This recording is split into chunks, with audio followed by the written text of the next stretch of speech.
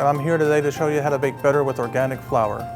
Research is showing that more and more customers are watching what they eat. That is why organic baked goods are more popular than ever. Because they are free of artificial ingredients and made according to USDA standards, always look for the USDA organic seal on the packaging. Today I'm going to show you how to make French bread out of Snow Prince organic flour. I've already mixed my dough. The formula is 6.5 pounds of water, 10 pounds of Snow Prince organic bread flour, 3.5 ounces of salt, and 3 ounces of fresh yeast. My dough is ready. I have an 80-degree dough temperature, so I know I have the perfect temperature for the yeast to grow. The first thing I'm doing is I'm going to scale it off.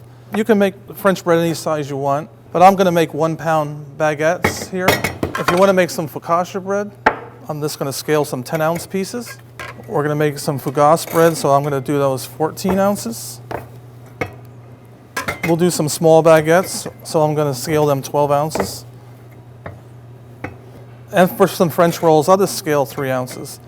For the baguettes, I'm just going to lightly shape them and get them started being long like this. It's important to do the pre-shaping and not do the final shaping right now, because in the end, you're going to get a more uniform loaf and a little bit more volume out of it. Okay, for a batard or a loaf, I'm just going to round the dough up,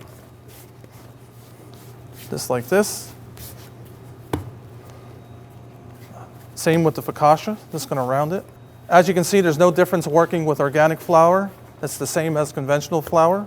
The fougasse bread, I'm going to roll out, so I'm just going to flatten that out. And my French rolls, I'm going to roll up.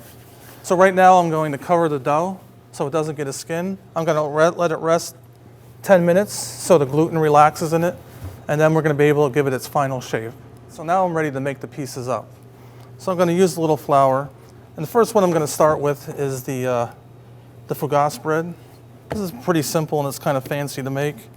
They're 14-ounce pieces. I'm going to roll them out about 9 inches by about 7 inches. Then I'm going to take my scraper and I'm going to make 5 cuts. Okay, so for the focaccia bread, I'm going to roll it.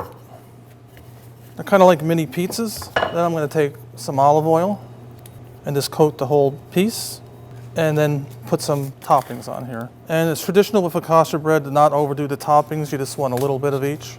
You're really featuring the bread more than the toppings. For the French rolls, I'm not going to flour the bench, so I'm going to round them like this, and then I'm just going to shape them football shaped, just like that. I'm going to make sure the seam goes on the bottom, and then put them on my pan. For the batard, I'm going to flatten it. I'm flattening one because it's easier to roll it out, and one I want to distribute the gas cells evenly through the dough. I'm going to fold it over about 1/3 of the way. And we're going to do it a second time. And the third time, take it, and this time I'm going to seal the seam. I'm going to shape it, make it more like a traditional batard.